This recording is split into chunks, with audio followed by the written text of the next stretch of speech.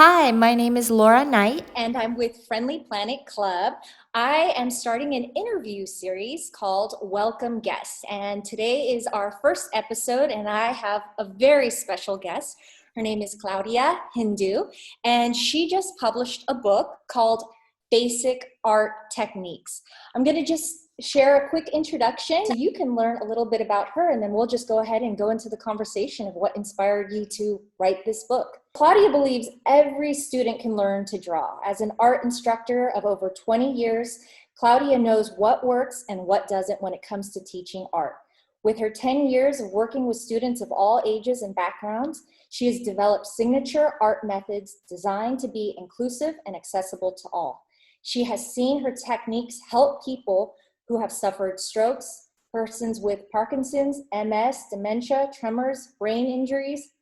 I mean, wow, this is really incredible and so important that you are providing these skills and tools. So can you tell me a little bit about art therapy? Art therapy is very blurred. It's a very blurred lines.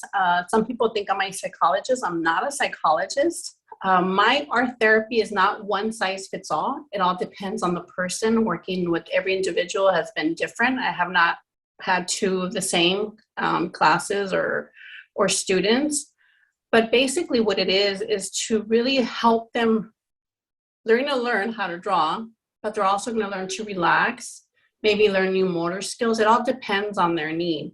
So that's where the art therapy is. So it can go into physical therapy as well as someone just letting out and letting you know what they're feeling, or even just relaxing.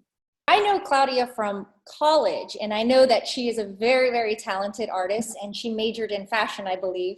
Yes. And so she has taken her own passions, I assume, from what you have done creatively in your career. What led you down this road?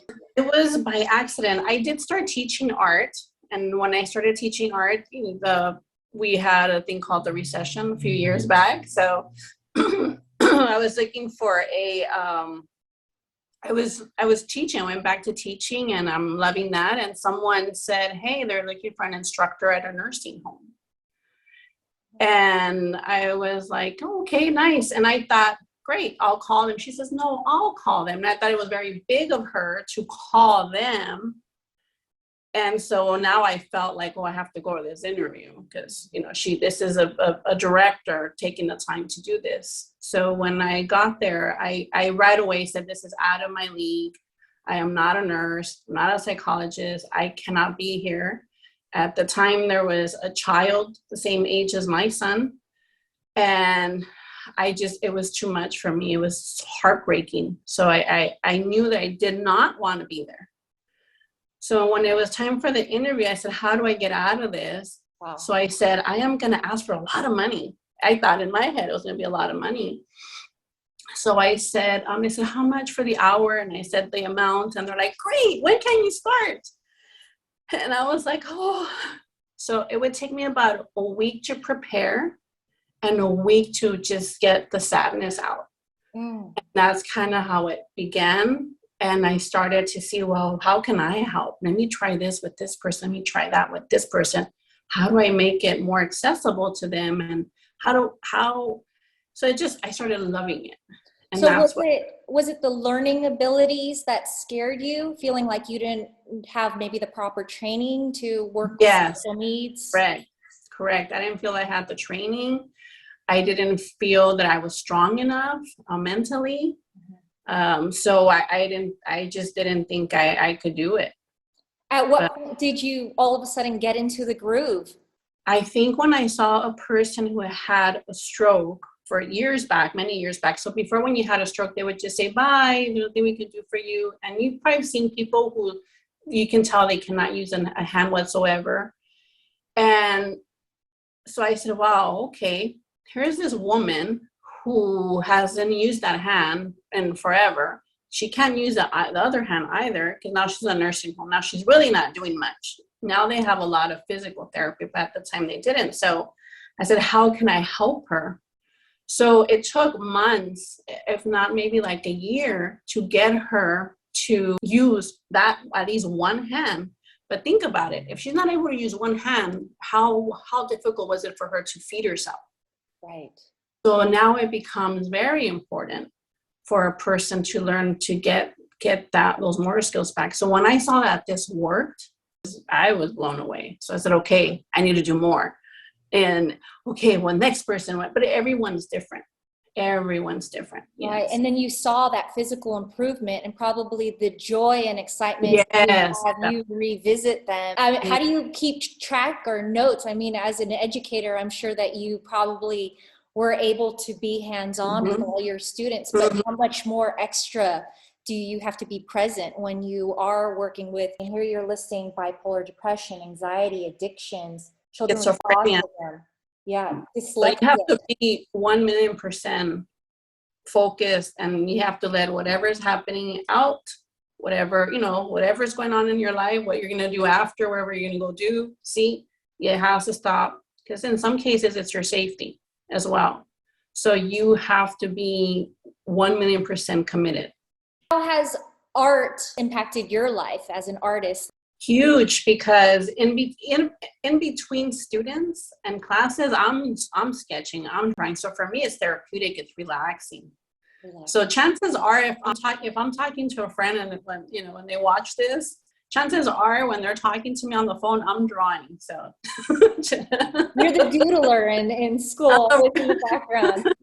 Listen. What forms of art do you teach? Do you teach sculpting or basic shading or painting or everything? All of the above. I stay away from oils because I'm all about organic and that smells and everything clean, that sort of thing. And then I can't take any of this stuff into hospitals and nursing homes. So it's, I stay away from that. And there's great acrylic now that is like oil, that's very chunky like and feels oily even though it's not. So I go that route. But I believe in teaching the fundamentals.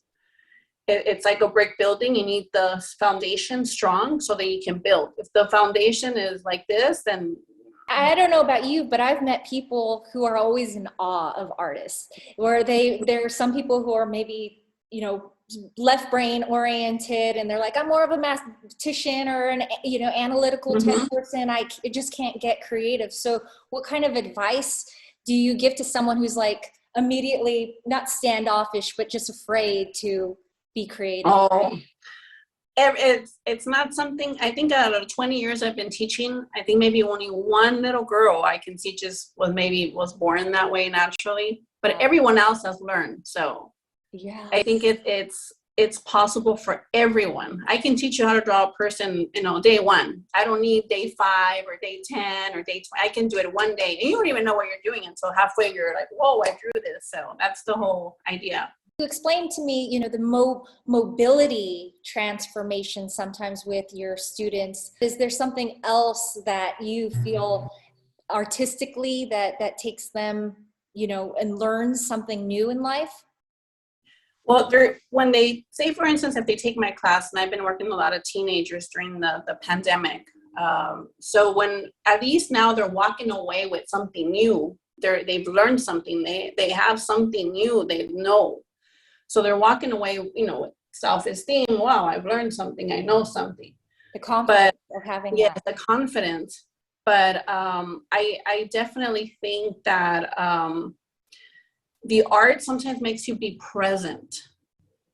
So you're not thinking about what happened, what's going to happen. And that's one of the things I'm very mindful, and I do a lot of different things when I begin my classes. And they're like, wait a minute, I was taking an art class.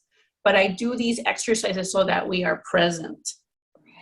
Right. Yeah. It's almost meditative. So with all the art books that exist in the world, how were you able to make something that was different, or what makes yours different? Mine, I didn't skip over like faces and people, because a lot of times they cut out certain things. So I didn't want to do that. I talk about holding your pencil, which no one really talks about, how to hold your pencil and alternative ways to hold your pencil. It's so important. Because one of the most irritating things, I think, for artists or people learning how to draw is that they cannot erase a line. So they're like, oh, I can't erase it. It's so, I messed it up. And now it's like a dent in their paper. So, just different things. And it helps you relax too. And then there's a watercolor technique that I have never seen. No one taught me.